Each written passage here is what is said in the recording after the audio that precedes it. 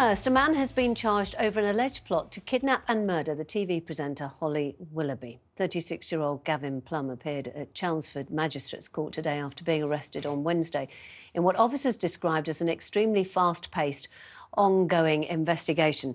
Holly is still believed to be under police guard after reportedly being left distraught upon hearing the news.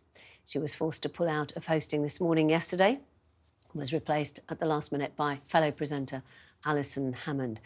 This alarming news comes after what's been a turbulent year for the star. It saw her accused of skipping the queue to pay her respects to the late Queen and the resignation of Philip Schofield. This morning, the Prime Minister, Rishi Sunak, who appeared on This Morning, offered some kind words. Before we get going, I was going to say, I was so sorry to hear about everything going on with Holly. So I just wanted to send my best to her and her family and to all of you. Appreciate that.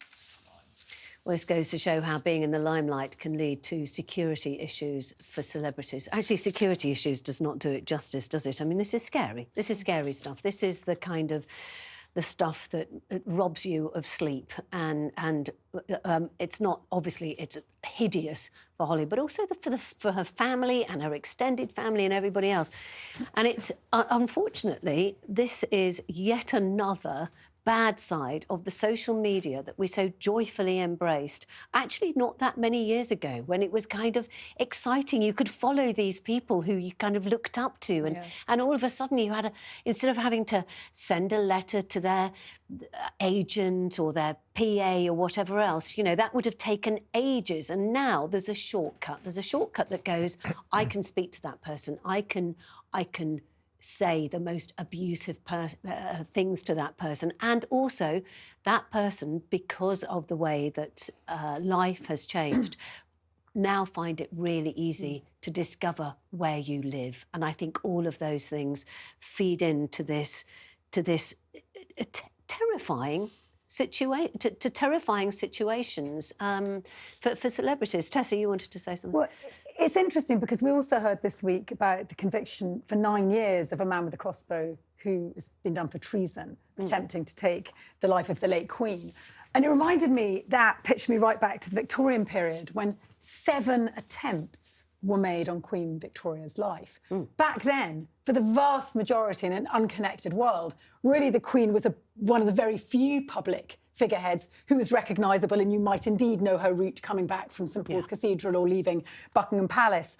The one thing that was readily available then were these guns. Post-Napoleonic Wars, there were all sorts of kind of rubbishy little pistols that you were very unlikely to make aim and fire effectively with, which is why Queen Victoria escaped.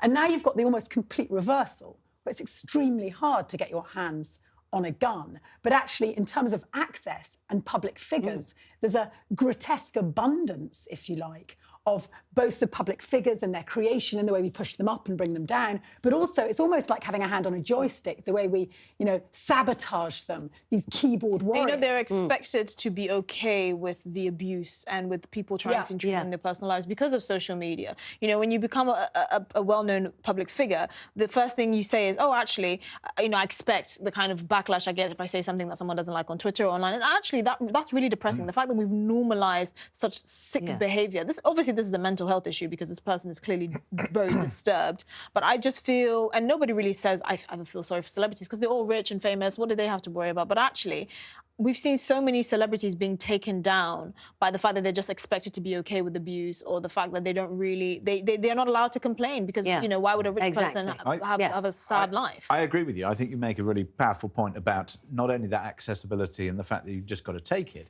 but also because celebrities, and we've seen it with MPs as well, and some have lost their lives, and they're expected to be normal. And the thing is that as soon as you are in the public eye, you lose some aspects of your normality. Of course, you want to have that connection, but the fact that people, you know, still go to the supermarket, still use public transport or anything else. I saw a fairly horrific thing on my way in.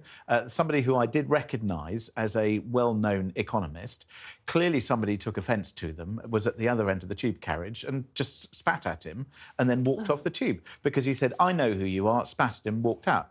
Now, you know, I was the other end of the tube, there's nothing you can do. But, I mean, you know, that kind of thing that people think that kind of... And what can you do? And that's the thing, is it leaks from social media. I don't think that social media has made it actually worse. Parasocial relationships in terms of celebrity and sports stars has been there from day one. Whether you're a footballer in the 50s and you're getting abuse from the terraces, people think that if you're a celebrity, it's a one-sided relationship. Kim Kardashian or Holly Willoughby don't know who these fans are watching them all the time, but they think they call her Kim, not Kim Kardashian. You know how many kids she's got, you know how many kids Holly's got, you know what she likes to eat for dinner. We know all the information about them, so it makes us feel like we understand who these people are. But in reality, this relationship we have with celebrities has been there from the dawn of time. I don't think it's a modern phenomenon that's now suddenly worse. It's always been there. We said about Queen Victoria having 7 attempts. There may have been hundreds of people who wanted to end a life, but 7 of the people actually went through with it and were caught. What was interesting is one of the cases, certainly, she directly intervened and tried to pardon him because she recognised he was just a kind of vulnerable, mentally ill man. He was sent off to the empire, far-flung part of the empire, instead of actually going to prison. But I do think what has changed is the nature of public discourse, especially at the moment where we have this very divisive debate. You're on one side or the other side. It's kind of been hollowed out. And I think that gives you greater scope to really turn people into hate figures. And we saw it. You mentioned it in the introduction of poor old Holly. She was pinned up there and mocked, etc. And we somehow think this is acceptable. Yeah,